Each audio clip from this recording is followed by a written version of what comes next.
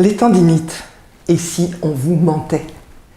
Généralement, quand vous déclenchez une douleur de type tendinite, la première chose que vous entendez dire est que vous devez arrêter de pratiquer votre instrument. Pourquoi n'est-ce ni suffisant ni même efficient? Prenons une métaphore. Votre voiture est victime d'une panne intermittente. Le garagiste, n'arrivant pas à trouver la cause de la panne, bien sûr, selon la loi de l'embêtement maximum, cette panne ne se produit jamais devant lui. Vous vous retrouvez avec une voiture qui fonctionne mal parce qu'elle n'est plus fiable. Il se trouve que vous partez 6 mois en déplacement à l'étranger. Vous mettez votre voiture au garage et vous espérez que durant ce laps de temps, votre voiture va miraculeusement se réparer. Y croyez-vous? Bien sûr que non, puisque vous n'avez pas réparé la cause de la panne. Revenons maintenant à notre tendinite. Littéralement, une tendinite est une inflammation d'un tendon, soit au niveau de la jonction avec l'os, soit au cœur même du tendon. Si ce tendon s'enflamme précisément à cet endroit-là, c'est qu'il y a une raison, forcément. Bien sûr, il existe des causes de pathologies adjacentes, mais ceci est extrêmement rare. Notamment chez les musiciens, la cause principale est soit une surutilisation, soit une mauvaise utilisation du muscle continu au tendon. Alors, bien sûr, le repos est nécessaire afin de diminuer l'inflammation par un arrêt de la stimulation pathogène. Pathogène est un adjectif qui désigne ce qui provoque la pathologie. Mais pourquoi le repos ne suffit-il pas, voire même devient-il contre-efficient? Nous en revenons à la métaphore de la voiture. Si vous attendez sans réparer la cause, la panne existe toujours. Il existe 2 raisons principales au fait que le repos ne suffise pas à soigner une tendinite sur le long terme. Premièrement, la sursollicitation correspond le plus souvent à une mauvaise utilisation. Dans mes formations, je développe beaucoup le fait que nos muscles du mouvement ont 2 besoins fondamentaux. Premièrement, une alternance très fréquente du travail et de la détente. Deuxièmement, des bons points fixes.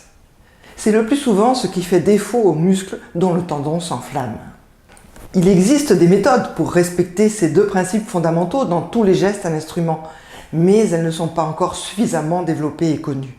Pourtant, si l'on veut que l'inflammation ne revienne pas, il faut arrêter de massacrer ses muscles et ses tendons, et donc respecter ces 2 principes. Je vous invite à revoir la vidéo sur le sujet sur YouTube. Le lien est affiché ici et vous le trouverez écrit en dessous de la vidéo. J'y explique comment le muscle doit garder ces 2 principes. La seconde raison est la mémoire du corps. Une douleur est comme un voyant rouge sur le tableau de bord d'une voiture. Elle nous signale que quelque chose ne va pas et qu'il faut agir. Mais ce n'est pas sur le voyant rouge, ici la douleur, qu'il faut agir, mais sur ce qui crée le problème, ce pourquoi le voyant rouge s'allume. C'est la fameuse panne de la voiture dont je parlais tout à l'heure. Tant que l'on n'a pas réparé la panne, elle se reproduit. Donc, si vous vous mettez au repos instrumental, le voyant rouge ne s'allume plus. Mais dès que vous reprenez le jeu instrumental, la panne, c'est-à-dire la cause de la douleur, n'ayant pas été changée, la douleur revient. D'autant plus qu'il existe cette fameuse mémoire du corps. Mais qu'est-ce que c'est? Votre cerveau sait que la tendinite en question est liée à votre pratique instrumentale. Vous arrêtez, votre corps ne souffre plus. Vous reprenez, il a peur que vous souffriez à nouveau. Pour tenter d'éviter toute souffrance, il fait apparaître la douleur pour vous faire stopper toute cause de souffrance avant que la souffrance ne soit réelle. C'est ce qui faisait dire à une accordéoniste que j'avais soignée pour une tendinite très invalidante de son bras gauche: il suffit que je voie une personne qui joue de l'accordéon à la télévision pour avoir mal. C'est fou! Et c'est vrai! C'est une vraie douleur. Son cerveau lui indiquait ainsi sa peur qu'elle recommence les gestes qui faisaient souffrir son corps. Vous voyez donc que interrompre le jeu instrumental est certes momentanément indispensable, mais non suffisant et non efficient sur le long terme. Alors, que faut-il faire? 4 points. Premier point, ne pas paniquer. La douleur est un signal d'alarme qui vous pousse à réagir. Avoir peur peut amener à faire l'autruche, ce qui est la pire des stratégies. J'ai ainsi vu des musiciens tenter d'oublier la douleur et pousser leur corps dans une inflammation telle qu'elle devenait totalement ingérable. Deuxième point, analysez précisément le geste en cause. Parfois, souvent même, une œuvre difficile, un trait technique particulier peuvent être le point de départ de cette inflammation. Découvrir en quoi ce geste est source de problèmes et le modifier seront un bon moyen d'arrêter le processus inflammatoire. Troisième point, une fois que l'on a interrompu ce processus, des techniques simples comme les bains écossais par exemple permettent également de diminuer l'inflammation locale installée. Quatrième point, jouer des œuvres qui ne font pas mal, mais en douceur et en recherchant plus le plaisir que la performance. C'est le moment parfait pour revoir ses mauvaises habitudes gestuelles à l'instrument.